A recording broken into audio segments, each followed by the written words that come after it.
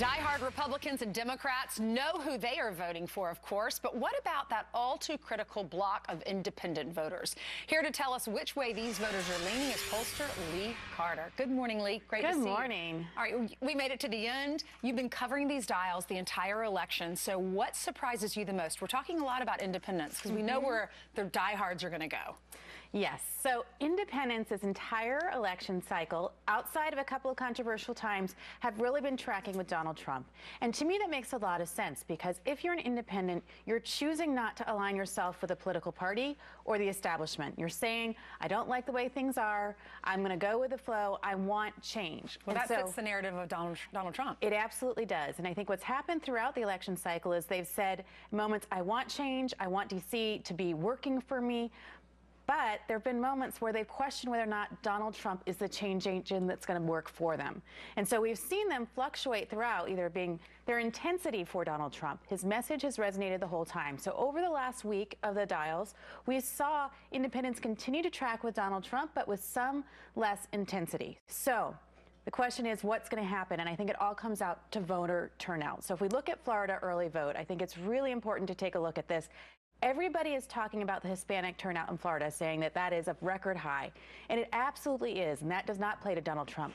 But we've also seen an increase of 20% in the white voter. And the white voter is a voter that is really turning to Donald Trump. So at the end, what's going to happen? I'm not sure. But we have said the whole time, if there's a huge turnout indicates that there's people coming out for change.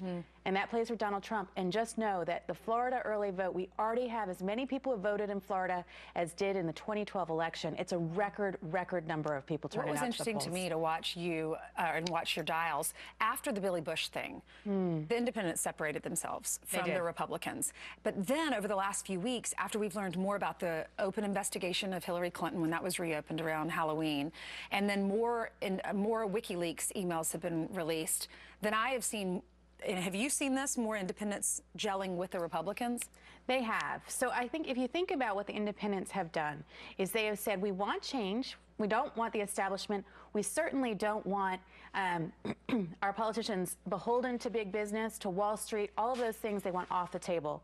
So what we've seen in the WikiLeaks is evidence that Hillary Clinton and the Clinton Foundation has been in the pockets of big business. Their influence has been for sale. Let's just put it that way. So then they go to Donald Trump.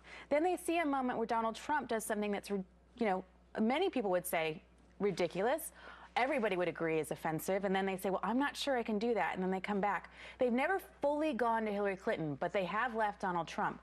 At this moment, they haven't left him. But I think what they are is fatigued. They're tired of the whole thing, and they're ready to make a decision today. So everybody needs to get out to the polls. It's going to come down to just a few votes. It's going to be neck and neck. Florida, North Carolina, Ohio, Michigan, Pennsylvania. That's what everyone's saying.